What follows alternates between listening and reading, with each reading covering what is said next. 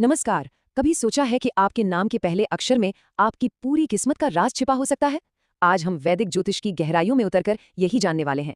हम देखेंगे कि कैसे सिर्फ एक अक्षर, एक ध्वनि किसी की सोच, उसके करियर और यहाँ तक कि उसके रिश्तों पर भी गहरा असर डाल सकती है। तो चलिए इस दिलचस्प रहस्य से पर्दा उठाते हैं।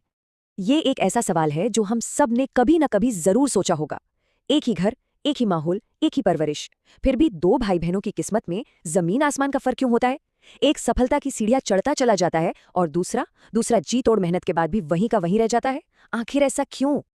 और इसका जवाब वैदिक ज्योतिष के अनुसार हमारी जन्म कुंडली से भी ज्यादा हमारे नाम में छिपा है। जी हाँ, आपके नाम के पहले अक्षर में। जरा सोचिए, जिसे हम सिर्फ अपनी पहचान समझते हैं, वो असल में हमारी किस्मत का एक पूरा नक्शा हो सकता है। तो सवाल ये उठता है कि ये काम कैसे करता है? मतलब आखिर एक नाम में, एक अक्षर में इतनी ताकत, इतनी शक्ति आती कहाँ से है? आइए इसके पीछे के विज्ञान को, इसकी कार्यप्रणाली को थोड़ा समझते हैं।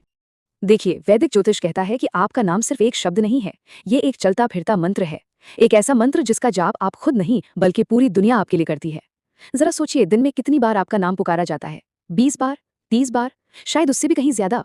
और हर बार जब भी कोई आपका नाम लेता है तो एक खास ध्वनि कंपन, एक वाइब्रेशन पैदा होती है।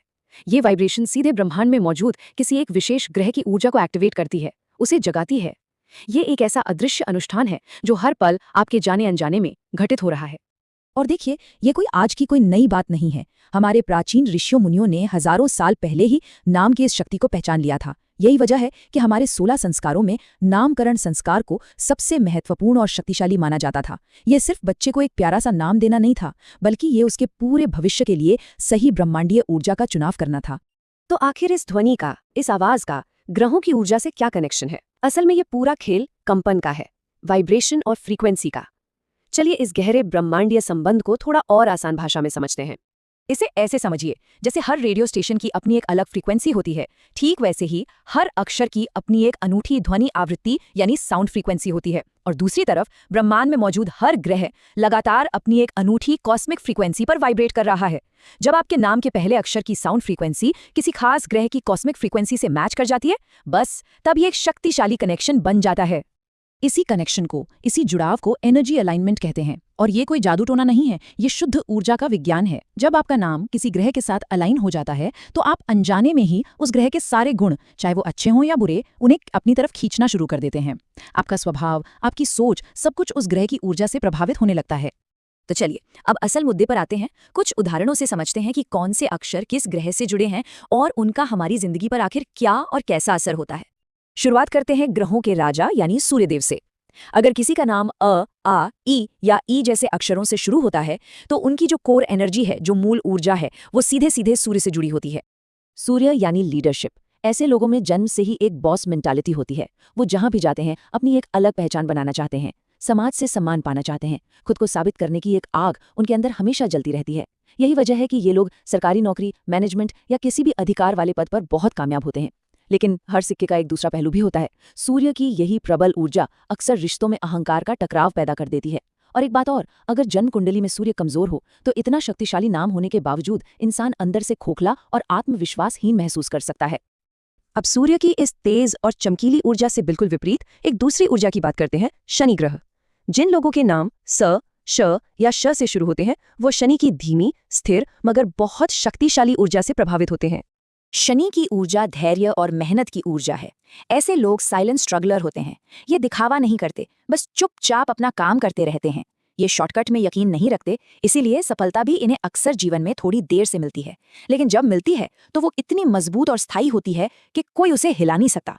ये लोग अंदर से बहुत शक्तिशाली होते हैं, पर इनका सफर अक्सर अकेलेपन से भरा होता है और कई बार ये खुद की काबिलियत पर ही शक करने लगते हैं। मेहनत वाला काम, लंबा चलने वाला कोई बिजनेस या गहरी रिसर्च, ये इनके लिए बने रास्ते हैं। चलिए अब बात करते हैं एक ऐसे ग्रह की जो आज के डिजिटल युग की ऊर्जा को पूरी तरह से दर्शाता है। वो है राहु। जिन लोगों के नाम र, ल और य जैसे अक्षरों से शुरू होते हैं, वे इस रहस्यमयी और आधुनिक ग्रह की ऊर्जा से सीधे तौर पर जुड़े होते हैं। राहु की ऊर्जा वाले लोग लीक से हटकर सोचते हैं। वो दुनिया के बनाए रास्तों पर नहीं चलते, बल्कि अपने रास्ते खुद बनाते हैं। ये ट्रेंड सेटर होते हैं। डिजिटल दुनिया, इंटरनेट, सोशल मीडिया, ये सब इन्हें अपनी ओर चुंबक की तरह खींचता है। इसीलिए सोशल मीडिया, ऑनलाइन बिजनेस या विदेशों से जुड़े कामों में ये कमाल कर सकते हैं। लेकिन राहु की ऊर्जा जितनी तेज है उतनी ही अस्थिर भी है। अगर इसे सही दिशा ना दी जाए तो यही ऊर्जा भ्रम पैदा करती है, इंसान को किसी चीज की लत लगा सकती है और जल्दबाजी में लिए गए गलत फैसलों की वजह भी बन सकती है। अच्छा, अब एक बहुत बहुत ही जरूरी सवाल पर आते हैं। तब क्या होता है जब किसी के नाम की ऊर्जा बहुत शक्तिशाली है लेकिन फिर भी वो उसके लिए काम नहीं कर रही? जब सब कुछ सही लगने के बाद भी रास्ते में रुकावटें ही रुकावटें हैं। ये एक बहुत ही आम लेकिन गहरा सवाल है। मान लीजिए किसी का नाम सूर्य ग्रह से जुड़ा है, वो मेहनत भी कर रहा है, काबिल भी है, लेकिन फिर भी न पैसा टिकता है और न ही काम बनता है। आखिर ऐसा क्यों होता है? नाम की शक्ति जा कहाँ रही है? इसका जवाब जितना सीधा है उतना ही गहरा भी है। ऐसा इसलिए हो रहा है क्योंकि नाम की ऊर्जा और इंसान के कर्मों की ऊर्जा के बीच एक टकराव चल रहा है, एक क्लैश हो रहा है। इसका सीधा मतलब है कि आपके नाम का जो वाइब्रेशन है वो आपके कामों, आपकी सोच और आपकी जीवन शैली से मेल नहीं खा रहा है। इस एनर्जी क्लैश के दो बहुत साफ और सीधे संकेत हैं। पहला, पैसा आता तो खूब है पर हाथ में टिकता नहीं, महीने के आखिर में जेब हमेशा खाली रहती है, एक वित्तीय अस्थिरता बनी रहती है।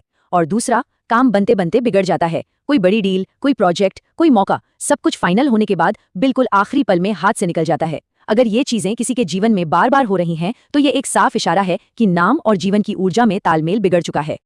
और अब हम आते हैं इस पूरी चर्चा के सबसे जरूरी और सबसे व्यक्तिगत हिस्से पर, जो इस सारी जानकारी को सीधे आपसे जोड़ता है। यहाँ एक बहुत गहरा मनोवैज्ञानिक और आध्यात्मिक नियम काम करता है। जिन लोगों को अपना ही नाम पसंद नहीं होता, जो उसे बदलना चाहते हैं या अपने निकनेम से ज्यादा पहचाने जाना चाहते हैं, वे असल में अनजाने में अपनी किस्मत की मूल ऊर्जा से ही भाग रहे होते हैं। वो उस रास्ते से, उस शक्ति से दूर भागते हैं जिसके साथ चलने के लिए वो बने हैं, और इसी वजह से जीवन में मुश्किलें और बढ़ जाती हैं। अपने नाम को अपनाना, उसे प्यार करना असल में अपनी किस्मत को अपनाने जैसा है। तो आखिर में मैं बस एक सवाल के साथ आपको छोड़कर जाना चाहता हूँ।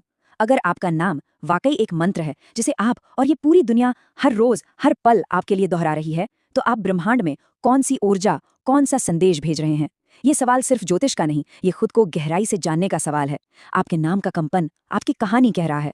सवाल बस इतना है, क्या आप सुन रहे हैं?